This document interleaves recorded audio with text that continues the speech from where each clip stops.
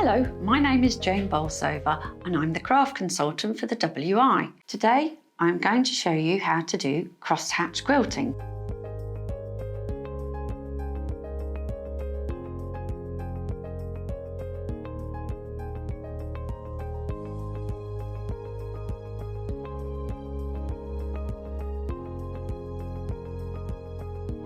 When you take your cushion, you need to make a square that will fit the size of your cushion plus a seam allowance. But because we're going to be quilting it, we have to allow for it to be a little bit larger because it's going to shrink when we've done our quilting. So I've allowed an extra 5 centimetres bigger than what we actually need. To make quilting, we have to create what is called a quilt sandwich. In our quilt sandwich, we're made up of a layer that is your main fabric. You then have a padding inside, which is called batting or wadding. And then we have a backing. Now I'm using a soft muslin because it's going to be inside my cushion. But if you were making a larger quilt, it could be a fabric that you're using as a contrast on the back. So what we have to do is layer all our pieces together. Now I'm going to show you today how to tack the pieces together, which is the traditional way of doing it. So when you are doing quilting, you have to make sure that the layers are absolutely flat because they can creep and you want to make sure that they are smooth. So what we need to do is find out where the half points are on the sides and where the centre is and mark these. So I'm folding it in half this way and I'm putting a pin in on the halfway marks there.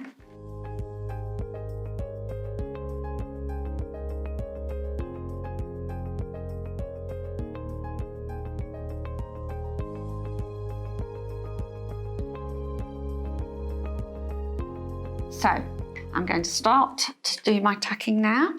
I'm going to start at the centre. Make sure you don't stab yourself with the pin.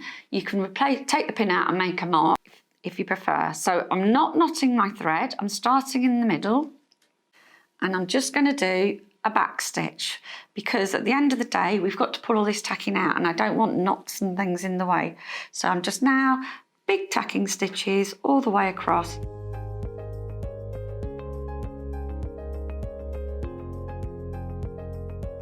And then do a little back stitch at the side again.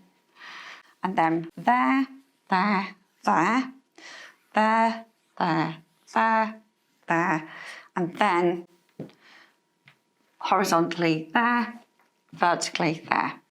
Right, well I've now finished doing all my tacking and I'm going to cut off my end. And as you can see, we've now got the grid as I discussed. So I'm going to remove the pins. And it's okay if you've got these short tails here, don't keep them too long, but it just helps you to remove the stitches in the end. So now, how do we do the grid? The secret is masking tape. So what we're going to do, because crosshatch quilting is like a diamond shape really. So what we want to do is stitch across here, and then we're going to stitch that way. Now, I want my tacking row to run down the centre. So that's that there. With this tape in place now, I'm going to go to my sewing machine because we're going to start to stitch the first line in. So now I've got my sewing machine out and we're going to start doing the quilting sewing. I've got a grey thread here to match my main fabric, but it doesn't have to match. You can have a contrast thread. It's entirely up to you. I've got my sewing machine set at a straight stitch and it's a fairly large one, not the largest, but I've got it set at a 4. Your machine might be different to mine. I've got a standard sewing foot. So now we're going to position the tape under the machine and we want, I hope you can see this, we want the needle to be coming down right at the edge of the tape. So can you see that? Right down at the side of the tape. Now, one of the things that I'm very keen on, and I say to everybody, because people say, oh, my machine gets jammed up, these 2 threads at the back, one's from the bobbin and one's from the needle. Just put your finger on them and hold them, because when you start off, the hook underneath will take the thread down and that's when it gets jammed up. So that's a trick every time before you start. So I'm going to start now sewing. So I'm literally running the needle go as slow as you want along the side of the tape, and we're going to go all the way across. I don't want to actually machine into the tape. I'm using it as a guide, taking my time, going all the way across to the other side.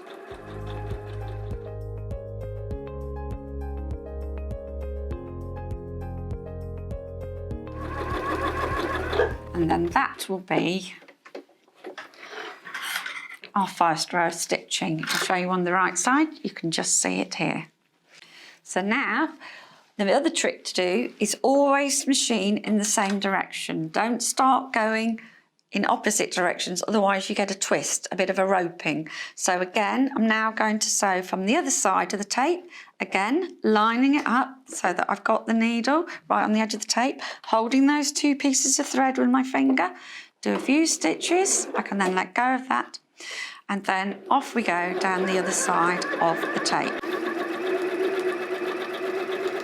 Right, so now we've sewn those two lines, and you can see on the other side we've got the 2 rows of quilting each side, and we're going to now peel off the tape very carefully. Should come away quite easily. And we're not going to throw this tape away because we're going to use it several times, because otherwise you're going to be going through rolls of tape like there's nobody's business. And then we're going to line the edge of the tape up with the first row of stitching. So all the way along there, not overlapping it, the edge is in line. And then we've created our second row of stitching. So we're going to go all the way down there. Remember, sewing in the same direction. And when we've done that line, we take it off and repeat on the other side. So we're working one side, that side, all the way along till we get to the edge. And then we will end up with rows of stitching all going in one direction.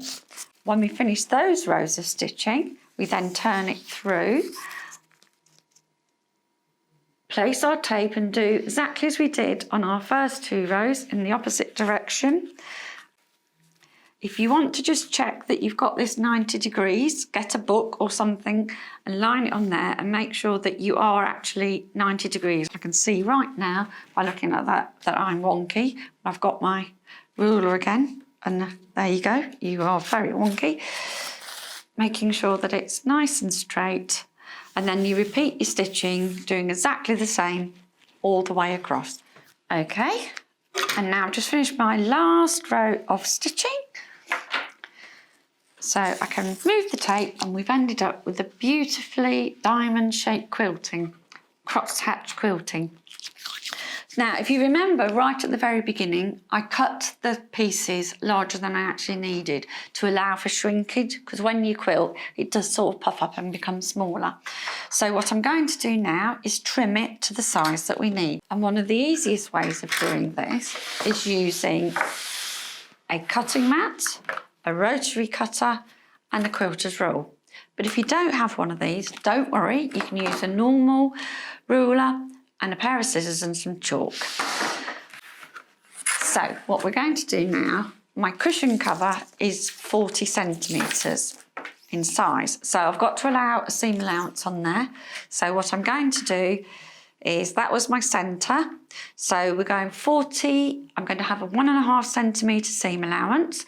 So my cushion is 40 centimetres, so half of that is 20 centimetres plus 1.5 is 21.5. So I'm going to work from this side so that you can see my chalk marks.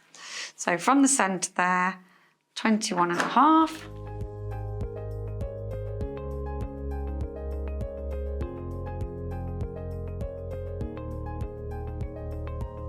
So I've now marked all our 4 corners. I'm going to lay my ruler in that direction. And my rotary cutter has got a safety thing on the side of my blade, because obviously this is like a razor blade and you could really do yourself an injury if you're not careful. So what's really great about this is it's got a handle, and when it drops down, the blades drop down. You can probably see this now. There's a lock here. Now, the other thing you must make sure that you do is always cut away from yourself. So if you use the quilting ruler, that's where you're going to use the blade along. So we're going to now press down on the cutting mat, cutting away from us, right along to the end. Hopefully that's cut through, and it has, and it cuts like butter. Put it away, take your end off, turn it round and do the opposite side.